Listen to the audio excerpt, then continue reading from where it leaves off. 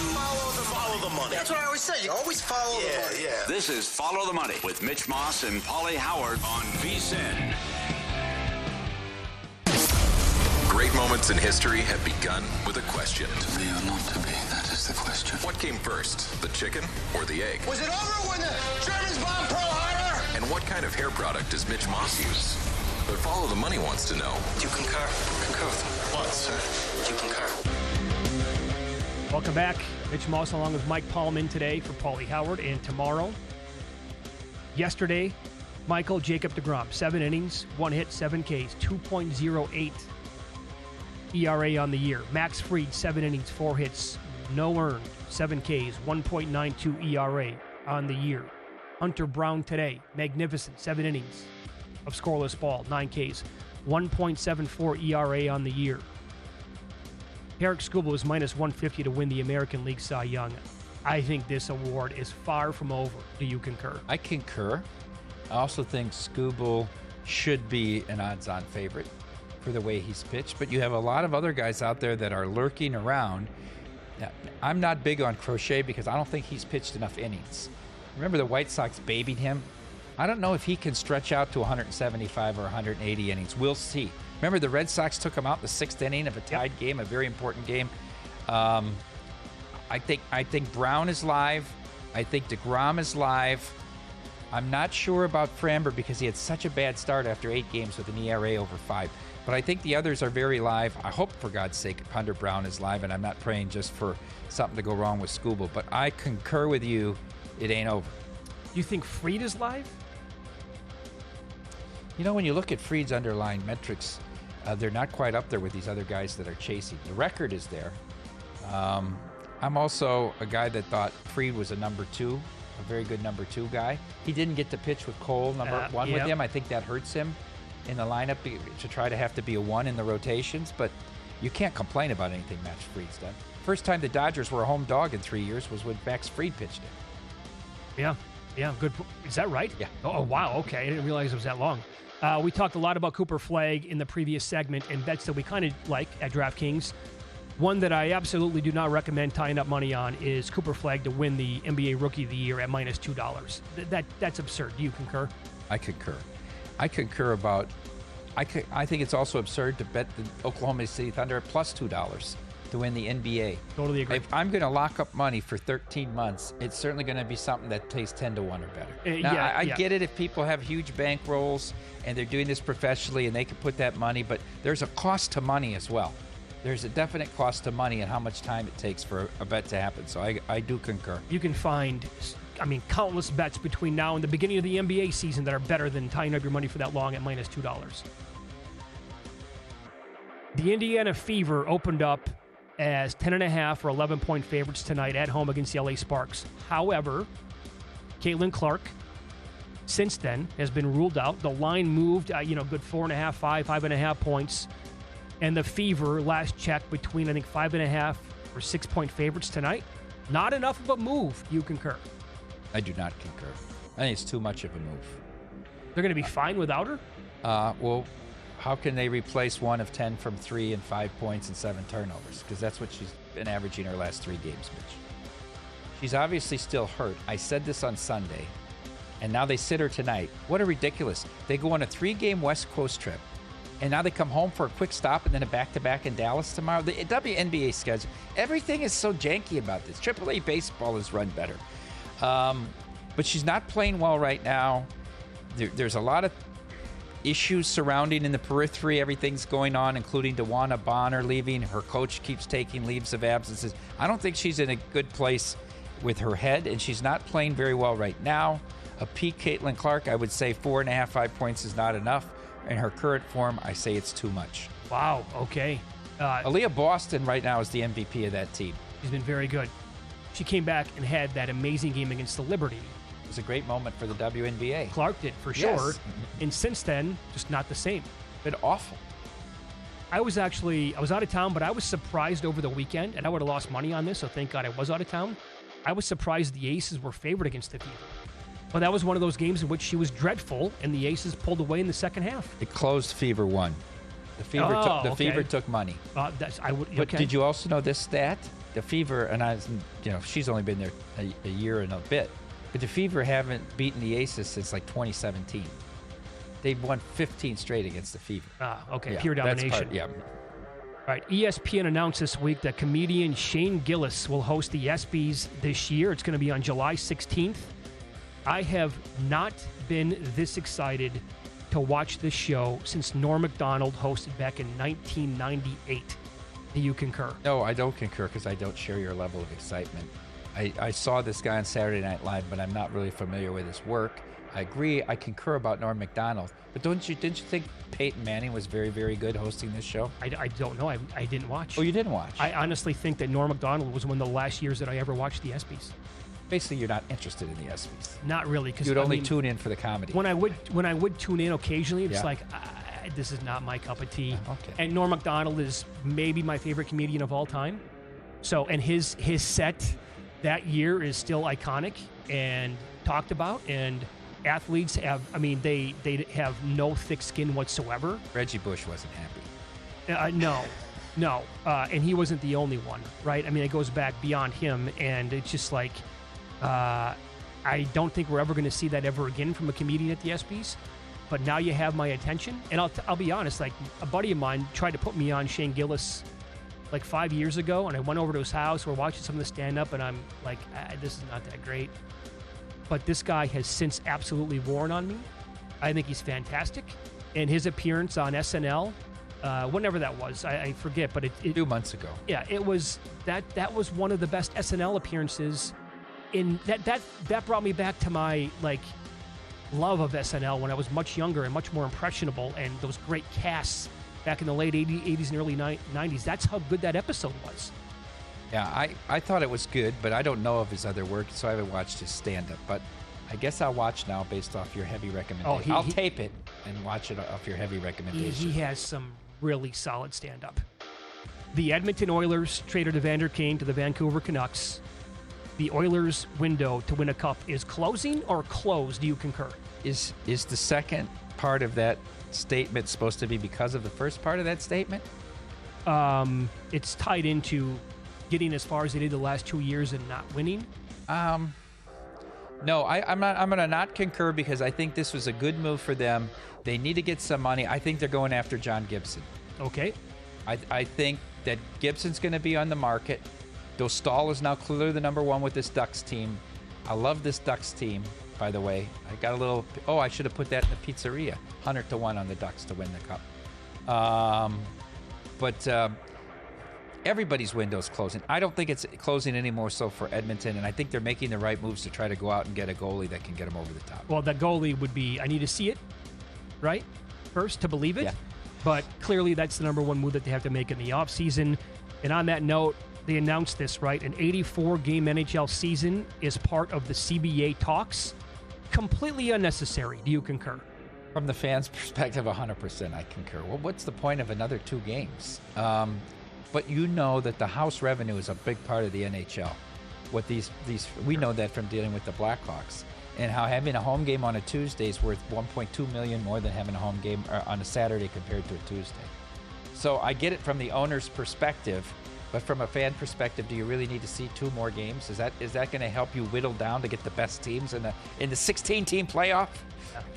My whole thought was, what's the point? I thought it was a joke. My friend texted me, NHL going to 84 games. I said, when was this a proposal? He's like, oh, no, it's happening. And my question was, why? Why? Yeah. Why is it happening? However, teams are now allowed to play up to 32 games during the regular season of college basketball. This I like. You concur?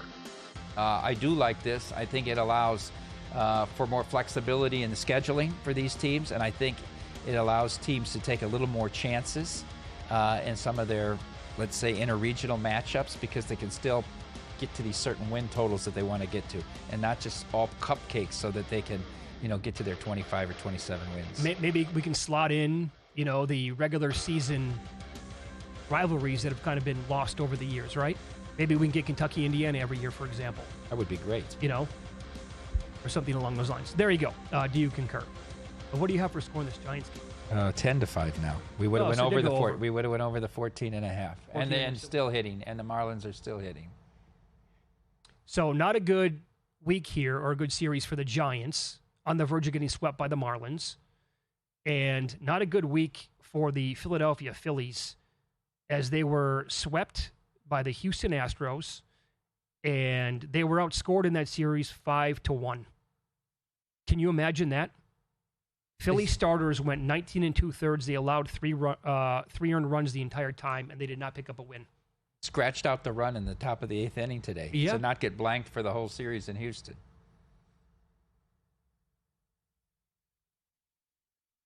So what kind of a sign is that for the Astros pitching moving forward? Well, it bodes well for the Astros, and like you say, they just keep to roll up wins here. It was a nice series as the Marlins continue to score now 11-5.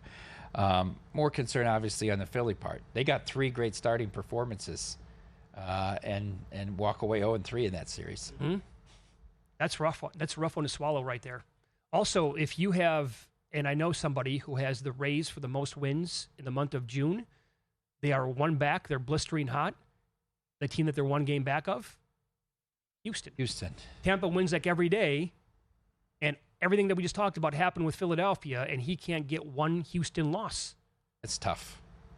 That's a tough way to wrap up the month. What were the odds on Tampa? I think 28-1. Playing as well as anyone. 1 game tonight in Major League Baseball. We'll discuss Braves and the Mets, and the Braves starter. Grant Holmes has hit this mark in 10 out of 15 starts already on the year. I'll tell you what it is next.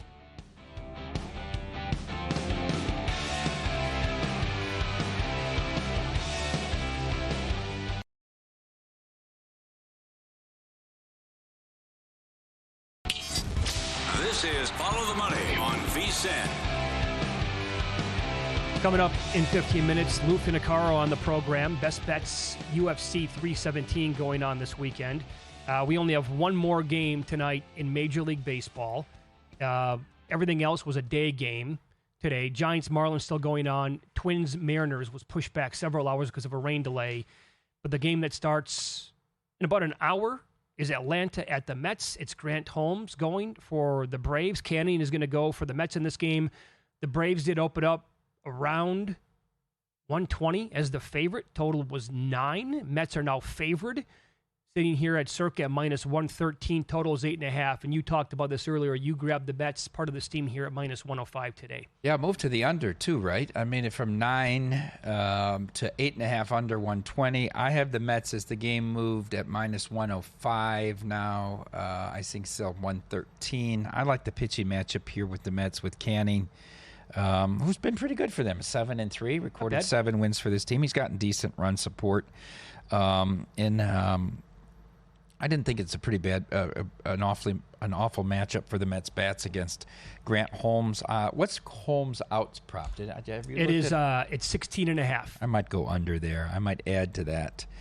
I'm not sure that he gets through 6 innings tonight against the Mets, who are patient hitters and don't strike out a lot. So that's it. It was a small play for me, but it was the only pre-flop play I could make. Okay, so I'll give you some more numbers here on Holmes to see if this means anything to you or not. I just want to throw it out, right?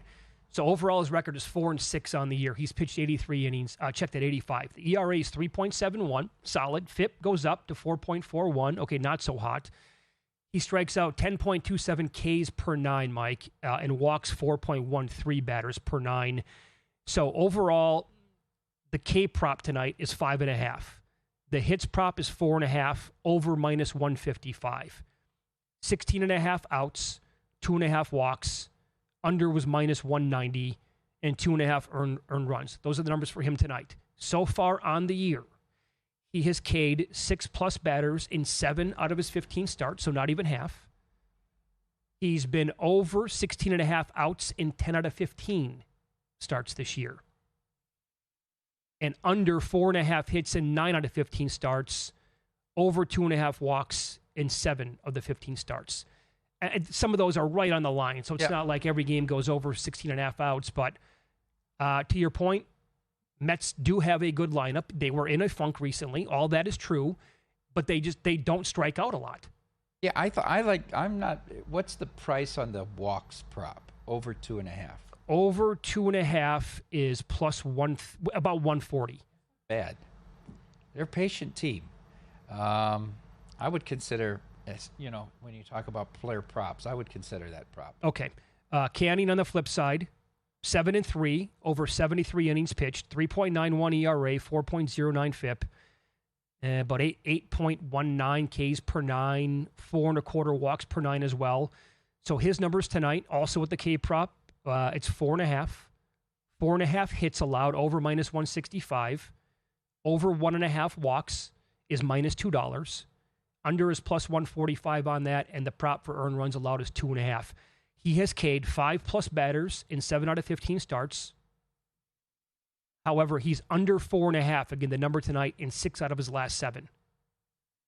Under 4.5 hits in 9 starts, over 1.5 walks in 4 out of his last 5, and 10 overall.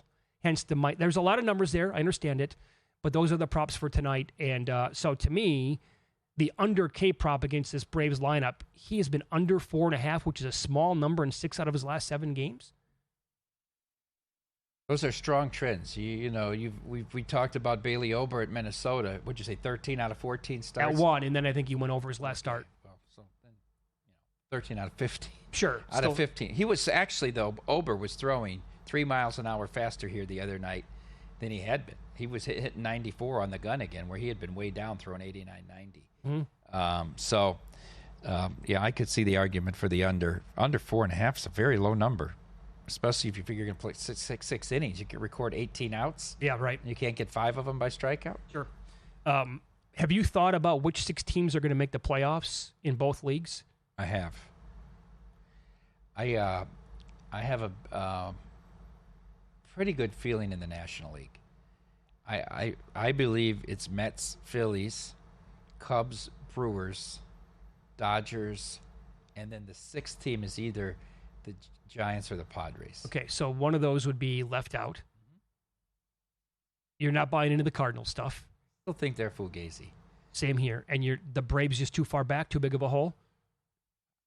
Tough. I think it's tough. Although I know you said that, what was it, the 10th easiest schedule, or I guess you could stockpile, but it's balanced divisions now. It's not like they get to play Washington and Miami a ton. Mm-hmm. Miami's doing a number on San Francisco here this week. Sure, and you're not buying into the Diamondbacks? Burns is done. The Burns injury is too much? Gallen. Let me ask you this. Is Zach Gallen never going to be the same guy ever again? Like a shadow of himself. Not even close to the same guy. Are we going to find out, like we did with Burns 3 years later, he needs Tommy John? Right. It took us 3 years of took Burns a long going time. Down a cliff, Mitch. Down a cliff he went. Brewers are like, yeah, go ahead, pal. His go last to year in Baltimore. Milwaukee, and then Baltimore, and then Arizona. Yep. This. Yeah. And we're seeing that right now with Zach Gallen. I mean, I'm going to guess here, he had a really good, probably, 2.5-year stretch?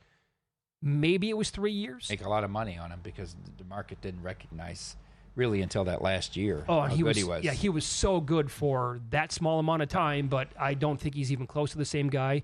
Okay, I'm not going to disagree too much there with the National League. Okay. I would not be stunned if we get 3 teams in from the National League West. Okay. Then give me the 6 teams in the American League. Do you think Milwaukee could be left out? No, I think they're really good. I think they will eventually make it. Then I guess it would come down to only one team making it from the National League East. That seems a little far-fetched. I don't have as good a grip on the American League. So I'll say Yankees, Rays, Tigers, and I think this is a one-bid league, the Central. And then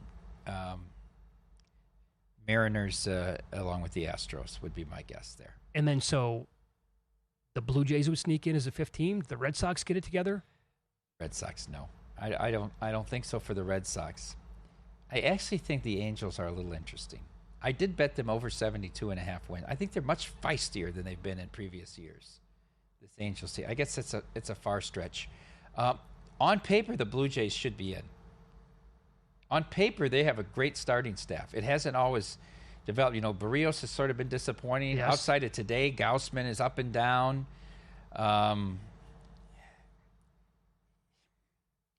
All right, I'll go with the Toronto there. Toronto, okay. I did this with Will Hill here on VSiN. but we were doing it on his podcast. I want to say it was at least a month ago. And at the time I was saying, I think I'm going to buy into like the Royals still making it because I like the pitching.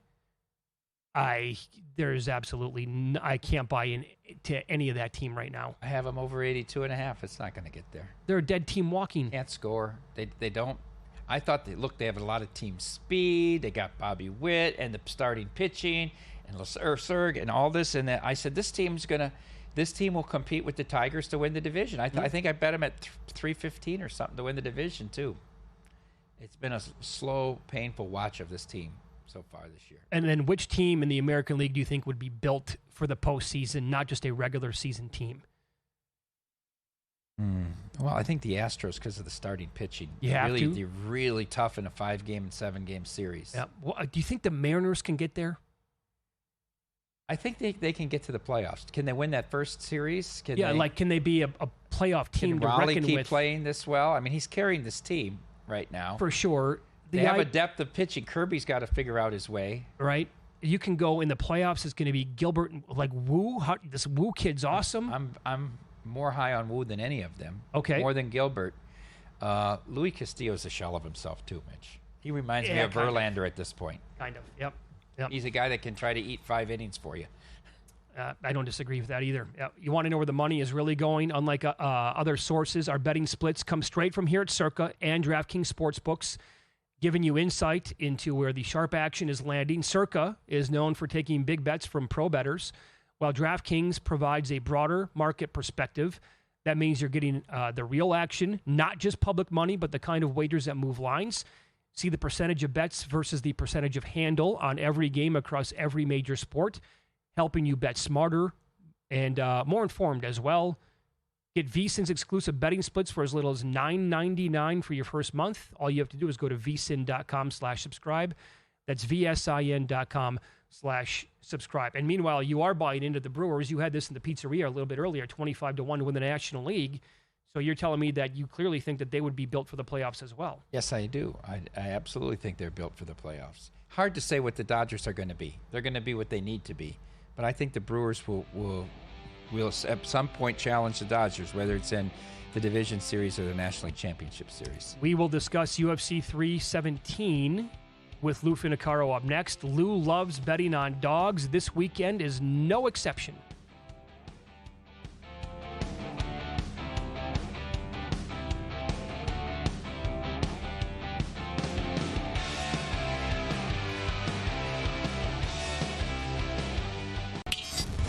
This is Follow the Money on VSiN.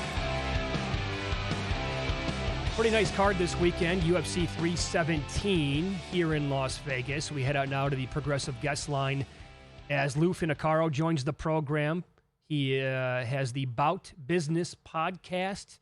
He's on X at GamLou, does his weekly write-ups as well on the website here at vsin.com. Good afternoon, Uncle Lou. Thanks for the time today. How are you? I'm doing great. Mitch, Michael, thank you so much for having me on today. Let's begin with the main event here. Charles Oliveira, a plus 360 dog here, and I think he was higher than that in recent days, taking on Tuporia, who was priced around minus 470, maybe even a little bit lower, I guess, in some spots based on the movement there. But anything for you here on the main event? This will be the smallest of the bets we talk about this afternoon, Mitch. I think that Tuporia, who moves up from featherweight, was undergoing tremendous difficulty making that weight, is going to be fighting at a weight way more comfortable. Anywhere you read or look, this is Tuporia being a brand new lawn boy and his opponent Oliveira being spring grass, and the lawn boy is just going to roll right over him. I don't see the fight exactly like that. I believe Tuporia should be a favorite. He opened 300. I think the line's gotten out of hand. Oliveira also came from 145, but some years ago, and he's a longer, more structured athlete. He carries the weight a little bigger, and he's the more legitimate lightweight, I'll say, just because of his time in the division. He's durable, strong. He's beaten the best except Makhachev, and I think he's there to try and win this fight. The way I think I'd like to make a bet that favors Oliveira is to look at that over 1.5, even fight to start round 2 where you can get outside of Las Vegas. That's a plus 100. I feel strongly that Oliveira will do better than most think. I just don't think he's going to be able to win this fight.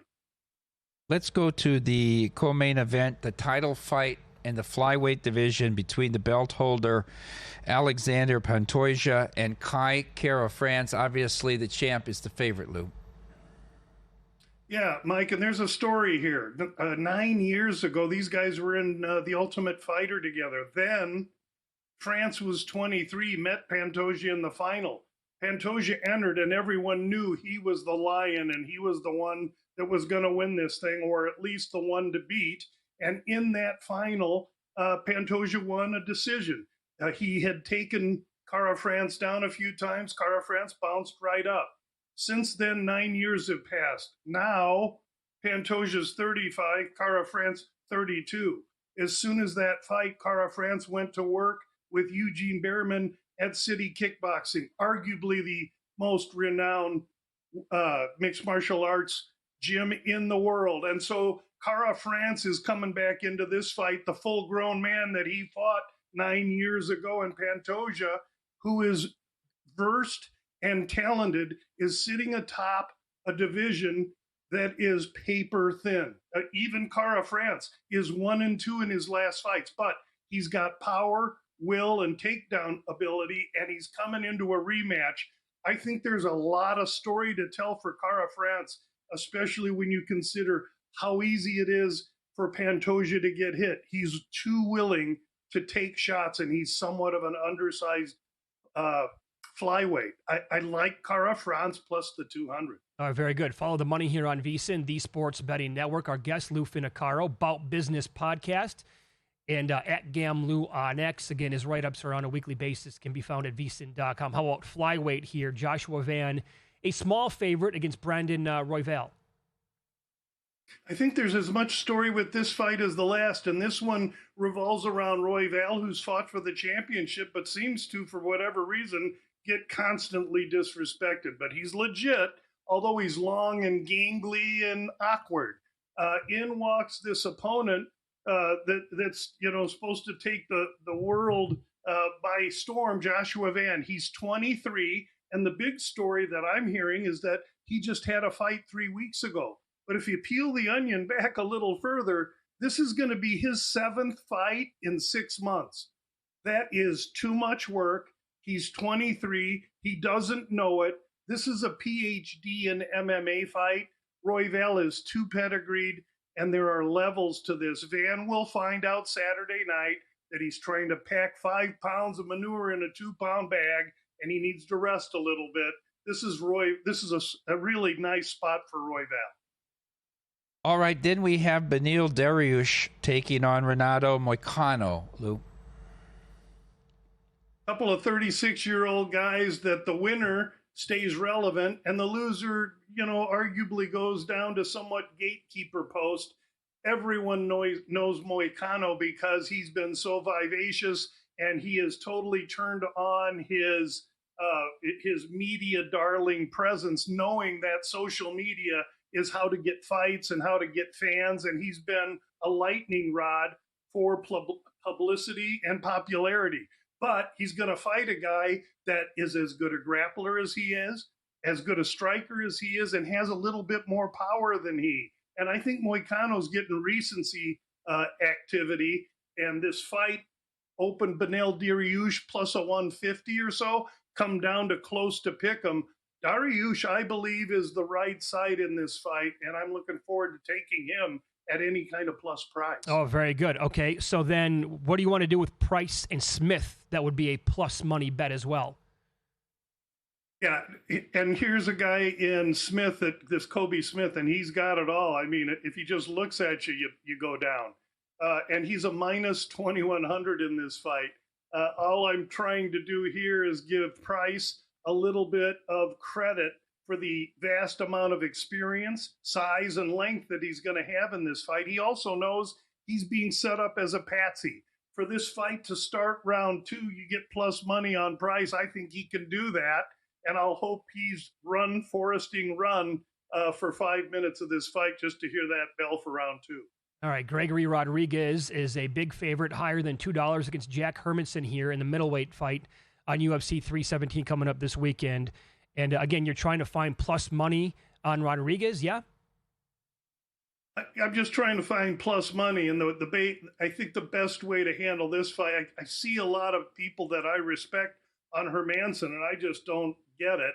He doesn't like to be bullied, and this RoboCop is this big, huge, oversized Brazilian with unbelievable power in his hands, and he can grapple a good deal. Hermanson is a grappler. I don't think Hermanson can get him down, and I don't think Hermanson's going to like being backed up. I think this is a one-sided RoboCop whooping, and for that reason, RoboCop inside the distance, but via any finish, plus 140. I think I like that bet quite a bit. I think if you have the nickname RoboCop, right, you have to be like one of the baddest dudes on the planet, period. He can slow in the third round and get caught. He's right up there with that chin, but Hermanson doesn't have the power or the striking to be able to expose him in this fight, in my opinion. Overall, how would you grade the card in terms of entertainment value on Saturday? Outstanding. Listen, the UFC puts on 44 to 46 cards a year that keeps me employed. I'm never going to criticize a card. And for this one, which is their banner card of the year, they've done all they can to get everybody in there. They had to get in there. The only omission, obviously, is the heavyweights, Tom Aspinall and Jones. And that's another story for another day. You know, I was hanging out this past weekend with a bunch of UFC fans. One guy covers the sport, and we were kind of kicking that around, like, how good is this event? And they were like, oh, this card is awesome on Saturday. Going to be totally entertaining, and I think it's going to be riddled with violence. Make sure you tune in and catch the early prelims, too. Follow him on X at GamLou. You can read him every week at VSiN.com. Thanks, Uncle Lou. We appreciate that.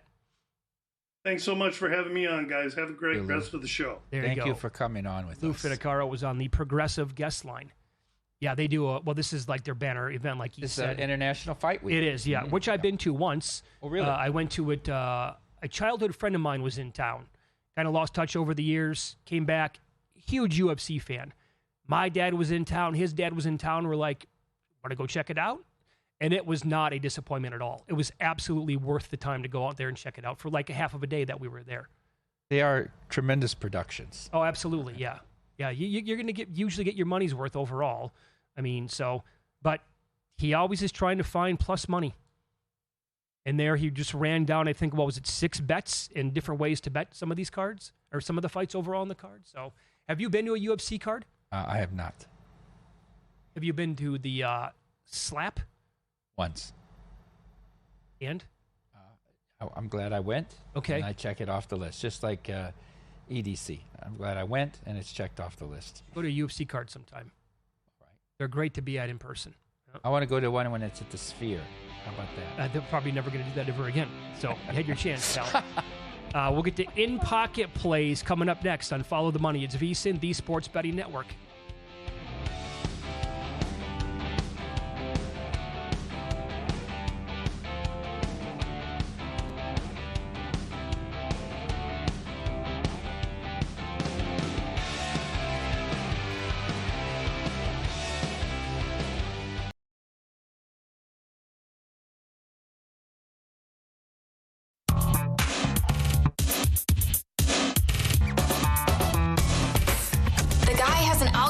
To determine the winner of any given college basketball game. Someone gives you 10,000 to 1 on anything. You take it. Take it. Take it. I bet you $20 I can get you gambling before the end of the day. No way. I'll give you 3 to 1 odds. Nope. 5 to 1. Nope. 10 to 1. You're out. I had a winner last night. Jacob Lopez for the A's over 5.5 Ks. That paid plus 114. I certainly did not think it was going to be a winner based on where he was at in the game. After 6 innings, he was at 90 pitches and 5 Ks, and I thought, well, that's going to be a loser because I don't think they're going to bring him out for another inning. And then, hold on a second. Here he comes again, and he struck out one more. So it got there, and he threw more than 100 pitches last night. So I will take that one. The month has not been great, Mike. 10 and 20 on the bets, minus 7.2 units overall. Starting to creep back. with some decent wins so far this week. I wish it would continue tonight. However, there's only one game still on the betting board. I have nothing to the WNBA. So in baseball, I really don't feel like forcing a bet because I don't like anything between the Mets and the Braves. Yeah, 2 games in the WNBA. One of them is the game where Caitlin was out. I think I was going to take a little stab at the Sparks catching 10.5. Aces are on a run, but this is what third game in 4 days for them with this WNBA scheduling. Let's go back to last night. Rays, Rasmussen, great job for the Rays, and they continue to roll. Shutout again. The Royals today. Cardinals, that was no good from the go. Fetty got pounded early, and Boyd was great. And then the Mariners Twins first 5 was the same situation with the hedge that I did with the Padres game. So I approached them that way with the 1-run differences. When you have that situation, when you get to the 5th or the bottom of the 5th, which happened last night. Let's go to tonight. I do have a play on the 1 game. I got the Mets as the number started to move -105. I think we're sitting at most places around 113, 114 right now. I like the matchup here with Canning pitching tonight, and I think the patient bats of the Mets will take advantage of Grant Holmes. So small play here on the Mets. Yeah, very good. Our new NFL betting guide comes out on Tuesday, July 1st, and early access means a better shot at spotting value in future markets before the lines move. Now's the perfect time to join with our football special. Just $175 for full VSiN Pro access from today through Super Bowl. That's every sport we cover every day at a special early bird price. The sooner you sign up, the more you get out of it. A daily Best Bets email from Bill 80 early in the morning with all the picks from both our hosts and guests. Real-time betting splits from Circa and from DraftKings. You can watch our shows live and on demand, and full access to all the betting tools, pro systems, and analytics. All you need to do is go to vsin.com/subscribe now and lock in the football special. Just $175. That's vsin.com/subscribe. And as we were talking, the Twins have scored 2 runs in the bottom of the 5th here to take a 2-0 lead over the Mariners. Trevor Larnach. Two-run shot. Yeah, that is Woods Richardson, who through 5 innings has 6 strikeouts, has allowed 2 hits, 1 walk, no earned, obviously. And Hancock, that's his first blemish of the entire game.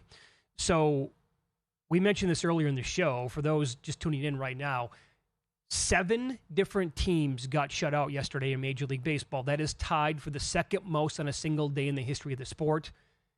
7 times, 7 shutouts has happened 11 times on one day. 8 shutouts happened back, I think it was in the early 70s when we talked about it. Today, on a short card, only 9 games, 4 teams have already been blanked. The Rockies scored 1. That was right away against the Dodgers. And the Phillies scored 1. That was way late in the 8th after the Astros pulled Hunter Brown. And right now the Mariners have 0 runs, and we're in the bottom of the 5th. The Braves and the Mets play coming up in about 20 minutes here. I'm going to guess this is just a complete blip on the radar and something that people should not be betting starting tomorrow, right? Individual teams that get shut out. Or is it maybe a thing here where the speculation kind of throughout the season, minus those torpedo bats to begin the year, has been, might be a little bit of a dead baseball here? I just to talk to the point about, betting specific shutouts, the teams, to your point, that didn't get shut out, 2 of them scored 1 run. I mean, and the winning scores are 3-6, 8-4, 3-2. So just totals in general, for specific of shutout, the totals in general have been a big under. But once again, 1 day, 1 week is a short sample size. Well, here we've gotten 2 days of it, a day and a half of full action. Right, and bad week again for the Giants. They lost 12-5 today to the Marlins, so they were swept by them. And I can't get over what happened to Philadelphia. Their starters in this series against Houston, they went more than 19 innings, allowed 3 earned runs, and the team never won a game. The Astros scored 5 runs in the series, and they swept them. That's pretty difficult to do. Also think about the part of your rotation you threw in Houston. Suarez, Wheeler, and Sanchez. And you go over. Whether you're 1, 2, 3. That's tough.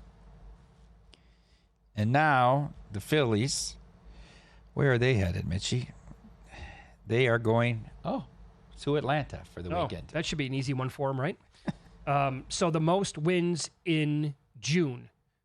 I bet this every single month.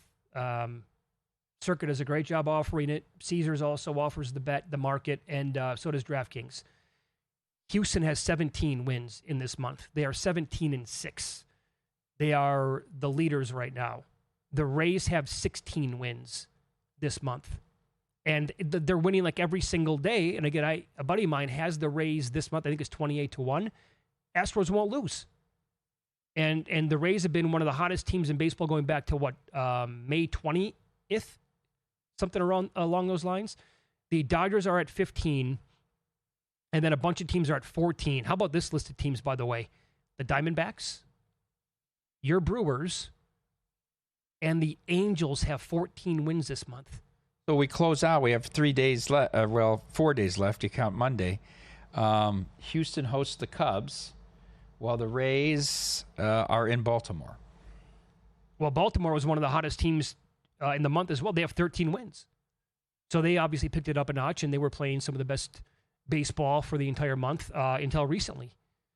But I think you guys are probably going to post most wins in June or for July. He's working on it tonight. Okay.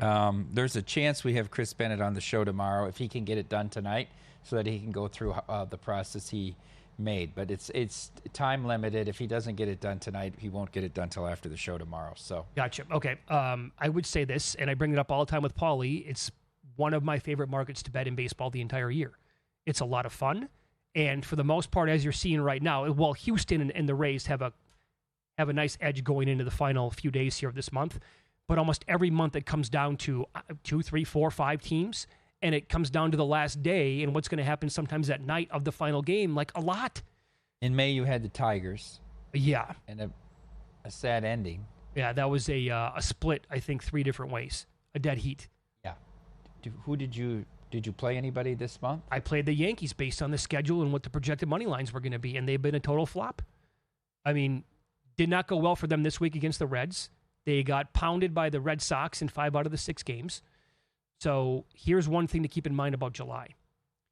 Because of the All-Star break, you are going to have a major difference in games played for a lot of these teams. Some will play, I think, maybe as low as 23. Others play as many as 26. So have you started to look at who you're going to play in the month? A very small amount. Okay. Yeah. Needed to marinate here for another minute or so. All right, stay tuned here after Follow the Money on VSiN. Pack night, VSiN Primetime, Matt Humans, Will Hill. CFL angles with Ian Cameron to sharp draft props with Aaron Moore and Greg Peterson, plus former Major League catcher Chris Jimenez and golf insight from Christopher Powers. There you go. That's a powerhouse lineup built for bettors. Then stick around for Cash It Out with Greg Peterson starting at 11 p.m. Eastern Time.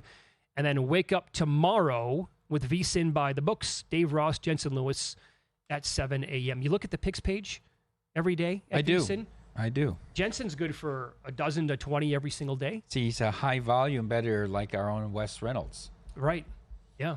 Wes likes to. Wes even posts the in-play stuff on the site a lot of times. It's tough to because of the lag for people to get down on that, but he does as well. Yeah, you gotta log in. You gotta have it ready to go. Get the number out as soon as possible, and then you're watching stuff that might be 90 seconds behind. If you do it on a half inning or between a quarter, you can get there. But other than that, the number gets by too fast. Yeah. How has the live betting been on baseball now that we're in late June? Well, we get a few heavy volume bettors that we're betting.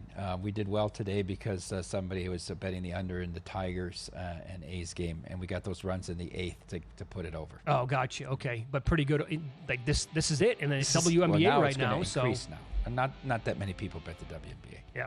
Okay. All right, that's it for us. Again, stay tuned for VSiN Primetime coming up. Humans and Will Hill for the next 4 hours. Good luck with your bets tonight. We'll see you tomorrow.